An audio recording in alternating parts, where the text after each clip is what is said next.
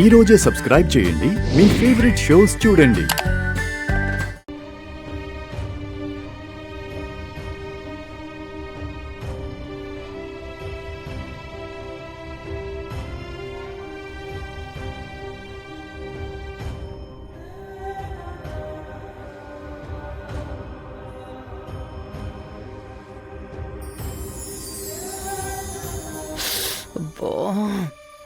జై దీపక్, ఆలస్యం చేయకుండా అదెవరో తెలుసుకోవాలి.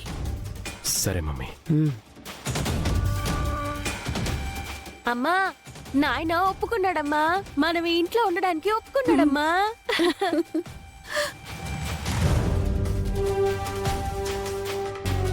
అత్తో, నన్ను మా అమ్మని బయటికి గెంటేయాలని అంతగా ముచ్చటపడ్డావు కాబట్టి మేము ఉండడానికి గది రెడీ చేసే పని నీకే అప్పచెప్తా ఉండా. పో పో పో, పోయి రెడీ చేయిపో.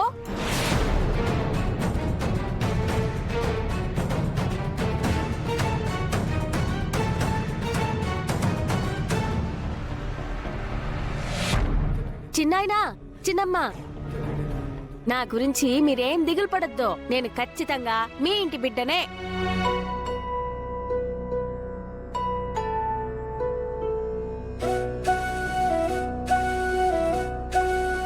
నువ్వు ఏంటి బిడ్డవైతే ఏంటమ్మా, నీ వల్ల కనీసం మా వదిన గారైనా మాతో ఉండే అవకాశం వచ్చింది.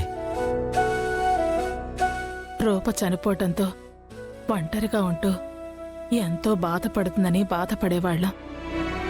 కనీసం మా అందరితో ఉంటేనైనా కాస్త నిమ్మలంగా ఉంటుంది.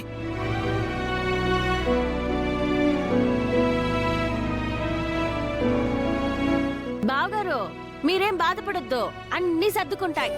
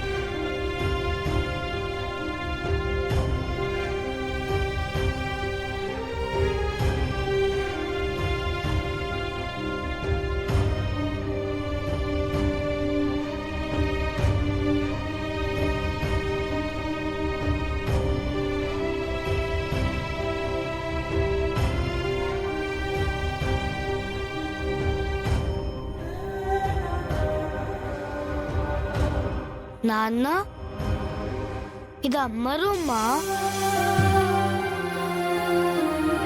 అమ్మకు కూడా నాలాగే పింక్ కలర్ అంటే ఇష్టమా? అవును బంటి, కానీ నీలా అమ్మకి ఇష్టం కాదు. అమ్మలానే పింక్ కలర్ అంటే నీకిష్టం.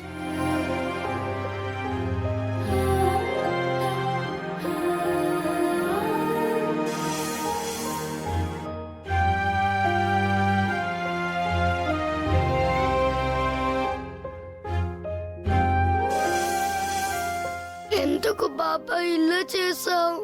మా అమ్మ ఏం పాపం చేసింది బాబా? నాకు నువ్వు తెలిసినప్పటి నుంచి నేను కోరుకున్నది ఒకే ఒక్క కోరిక బాబా, మా అమ్మ కావాలి అన్ని.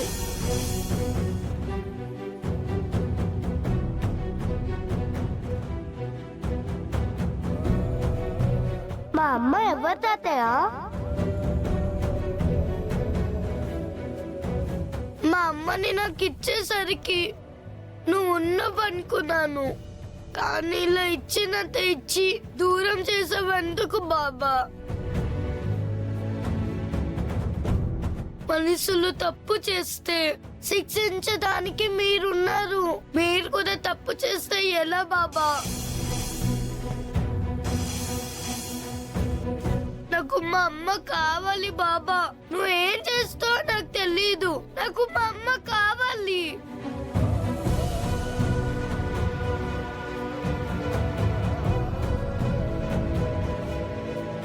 ఏం చేస్తా ఉన్నారు?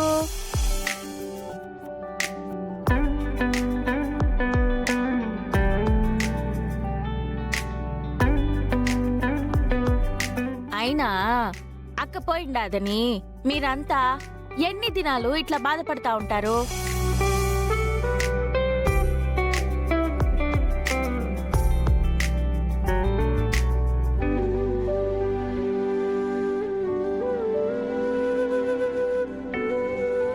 బంటి, మీ నాయనతో కొంచెం మాట్లాడేది ఉండాది.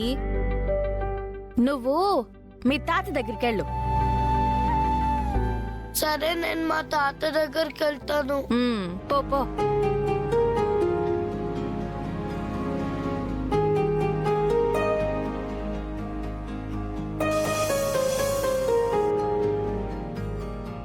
ఏ rice piece. Hello rice piece.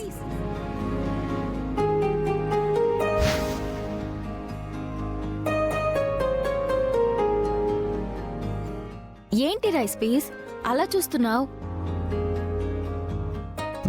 నన్ను అమ్మాయి గారు పిలిచినట్టు ఎవరు పిలవకూడదు. రైస్ పీస్ అని మా అమ్మాయి గారు మాత్రమే పిలవాలి. అలాగే రైస్ పీస్. చెప్తున్నాను కదా, అలా పిలవకనే. కొన్ని పదాలు కొందరికి మాత్రమే. రైస్ పీస్ మా అమ్మాయి గారికి మాత్రమే. అలాగే రైస్ పీస్. ఒకసారి చెప్తే అర్థం కాదా నీకు?